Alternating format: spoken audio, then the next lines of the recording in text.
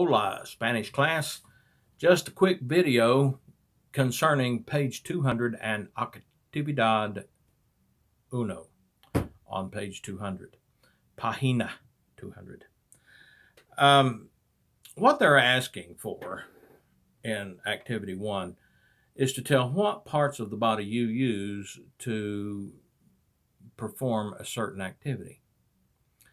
As a matter of fact, the directions say que parte del cuerpo usa para hacer las siguientes actividades. That's translated, que parte del cuerpo means what part of the body, usa, do you use, what part of the body uses you, para is for, hacer, to do, it's in the infinitive, so it's the to form. What part of the body do you use for to do las siguientes, the following actividades, the following activities? So what part of the body do you use to perform the following activities? And it gives you certain activities. And it's asking you to provide what part of the body. And I want you to do this in complete sentences the way the example there that's given, or the modelo, as it's called, the example. Look at example number one, para leer. Para leer. Para leer means to read. So what part of the body do we use to read? It gives an example. Para leer, to read, uso, I use, uso, los ojos, the eyes. To read, I use the eyes.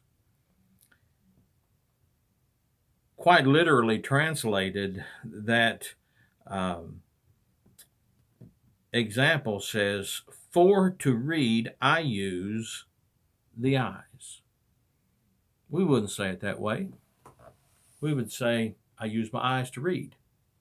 Or to read, I use my eyes. Let's go over number one, and that may help you out. Number one gives you the example, para caminar. Para caminar. Caminar means to walk. So translated, para caminar, translated means for to walk. What part of the body do you use for to walk? Well, there's a couple of our vocabulary words that we could put there. One is our feet, and the other is our legs. If you remember, foot is a pie, and if you want to make it plural, it's los, L-O-S, los pies. You have to use that definite article on there, and it's masculine because it's an LPA. It's los pies. So if you wanted to make that sentence for para caminar and put what part of the body you use, it would be structured this way. Para caminar, uso, that's me, uso los pies. To walk, I use the feet. Or you could also say legs. Las piernas. Las piernas. It's feminine, so it's L-A-S. Las piernas. A leg, singular, is la pierna, but this is las piernas.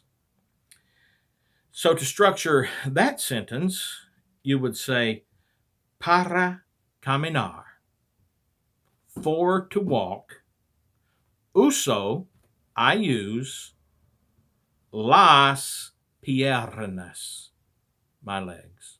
For to walk, I use my legs.